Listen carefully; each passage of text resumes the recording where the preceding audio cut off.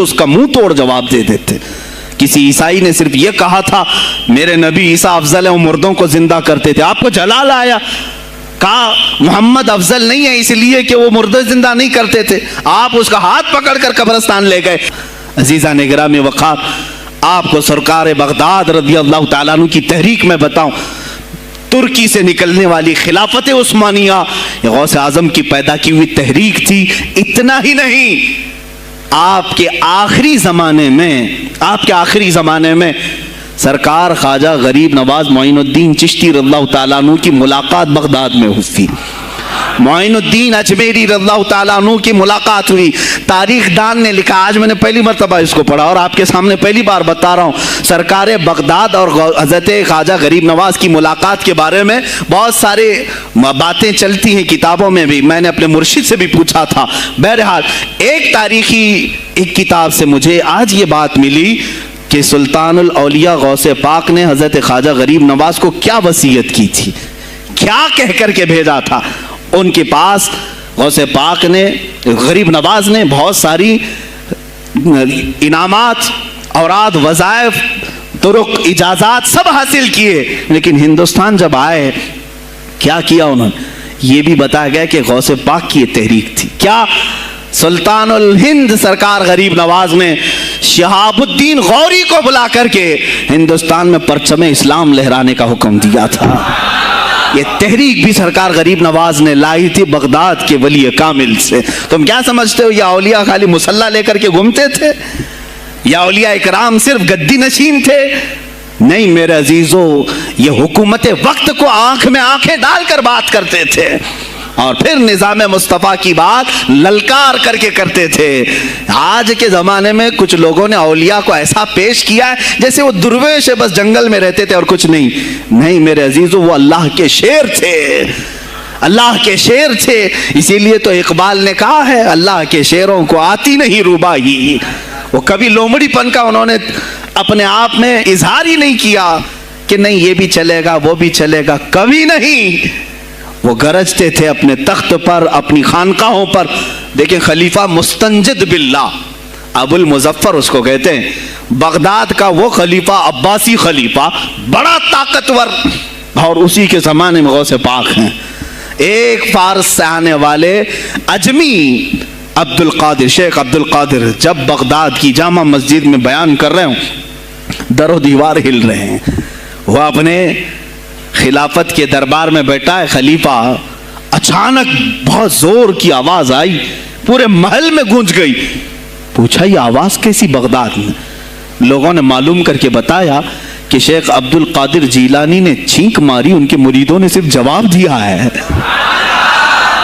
ان کو چھینک آئی تھی، جواب میں لوگوں نے یرحمک اللہ کہا، وہ خلیفہ وقت کے محل تک پہنچ گئی آواز. تو اس نے کہا یہ تو پورا ہلا دینے کی بات ہے. ایک بات یاد رکھو میرے عزیزو، آواز ہو سکتا ہے تمہاری مسجد سے باہر جائے نہ جائے، تمہاری آواز کا دار و مدار تمہارے گلے پر نہیں ہے.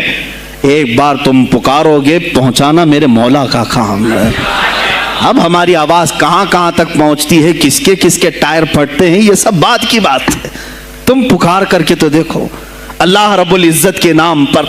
عزیزان گرامی وقار، مستنجد باللہ آیا اور وہی کیا جو ہر عیاش کرتا ہے. ظاہر سی بات ہے مولوی صاحب کچھ لے دے کے چھوڑ دو، جان بخش دو، جاؤ کہیں بیٹھو، آپ اللہ اللہ کرو. کہاں یہ حکومت سیاست کی باتوں میں آپ آ گئے؟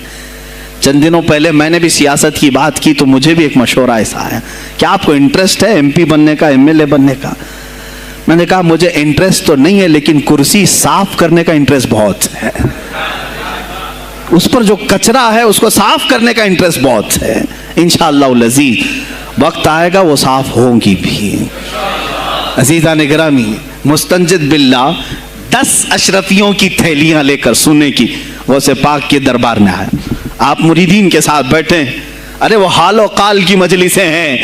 مستنجد باللہ آیا، غوث پاک کی بارگاہ میں کہا کہ حضور آپ قبول کر لیں، نذرانہ ہے. آپ نے کہا تو رکھ لے اپنا نذرانہ، تو اپنے پاس رکھ لے. کہا کہ ہدیہ قبول کرنا سنت ہے، آپ سنت کے خلاف کرتے ہیں. غوث پاک نے کہا اللہ ایک تھیلی لیا اور اپنے بغل میں دبا کر کے اس کو نچوڑنا شروع کیا تو اس سے خون ٹپکنا لگا. خون اتنا ٹپکنے لگا تو حاضرین مجلس دم بخود رہ گئے. خلیفہ مستنجد باللہ بھی دیکھ رہا تھا. غوث پاک نے فرمایا ابھی تو یہ ایک تھیلی ہے, میں 10 کو نچوڑوں گا تو یہ خون تیرے دربار تک پہنچ جائے گا, تیرے دربار تک پہنچ جائے گا.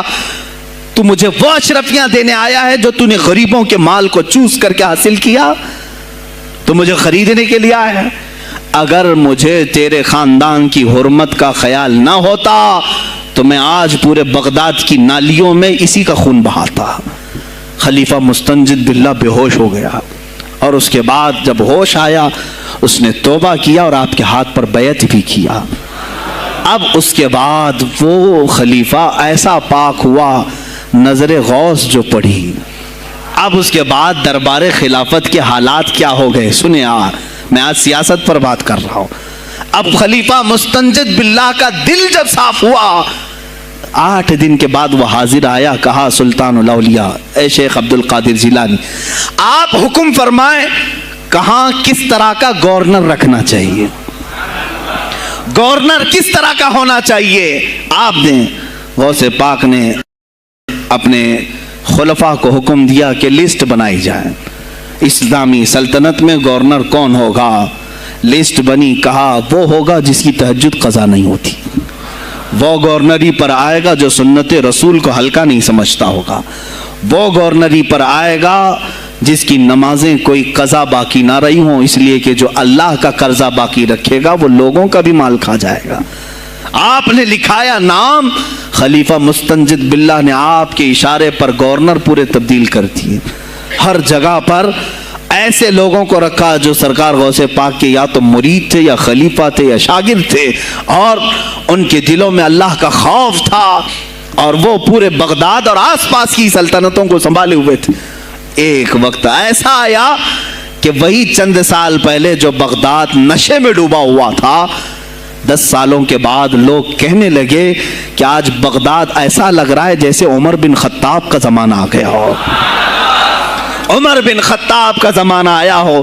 تم نے تو غوث پاک کی 11ویں کھائی ہے نا, اصلاح حکومت ان سے نہیں سیکھا. وہ آئے تھے نظام تبدیل کرنے کے لیے. آج میں علماء سے بھی یہی کہوں گا, تم حق بات تو پہنچاؤ قوم تک. آج حالات ایسے ہیں میرے عزیزوں, ڈر اور خوف ان کے سینوں پر طاری ہوا. کس بات سے ڈرتے ہو؟ کیا تم نے اللہ کی ذات پر ایمان نہیں لائے؟ یہ نہیں کہتے ہو موت و حیات اللہ کے ہاتھ ہے, رزق اللہ کے ہاتھ ہے, پھر ڈرتے حکومت وقت سے کیوں؟ مجھے ابھی چند دنوں پہلے ایک میسج یہ بھی آیا تھا کہ حضرت آپ تو پاکستان کے علامہ خادم حسین کی تعزیت پر بیان کر رہے ہو, آپ دیکھ نہیں رہے یہاں کا ماحول کیسا ہے. عزیزان گرامی, اس دن مجھے افسوس اس بات پر ہوا, سوال پر, ہائے افسوس, اس قدر تمہارے ضمیر مردہ ہو گئے, اس قدر تم بزدل ہو گئے. لاکھوں لوگوں کے دلوں میں شمع عشق مصطفیٰ جگانے والے پر تمہاری زبان بند ہے, تمہاری زبان بند ہے. میں نے صرف ایک جملہ کہا, کوئی فرق نہیں پڑتا, میں اس ملک میں رہ رہا ہوں جہاں کا پرائم منسٹر ایک سور خبیث فرانس کے صدر کے لیے ٹویٹ کر سکتا ہے, تو میں پڑوسی ملک کی کسی عاشق رسول کی تعزیت کیوں نہیں کر سکتا؟ کیوں نہیں تعزیت کر سکتا؟ اگر ہندوستان کی تخت پر بیٹھنے والے کو فرانس کے صدر سے کوئی دلی عشق ہے, محبت ہے, تم اس کی معشوقہ ہو یا محبوبہ ہو, مجھے فرق نہیں پڑتا, لیکن اتنا ضرور ہے عاشق رسول مشرق میں ہو, شمال میں ہو, جنوب میں ہو, مغرب میں ہو, جب اس کی روح جائے گی تو ہماری بھی روح تڑپے گی. ہماری ڈور بندھی ہوئی ہے مدینۃ الرسول سے. میرے آقا صلی اللہ علیہ وسلم کی جو بات کرے گا وہ پھر کسی بھی ملک کا باشندہ ہو. تم کہتے ہو تعزیت کے لیے, ارے میرے عزیز, اگر میں سامنے ہوتا تو اس کے قدموں کی خاک میں اپنے امامے پر رکھتا.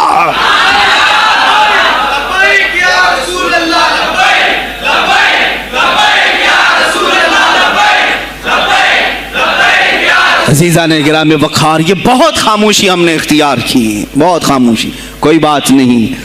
تم دیکھو گے حالات خراب ہونے کی جو شکایات آج کر رہے ہیں علماء, تم سب کے سب جاؤ گے.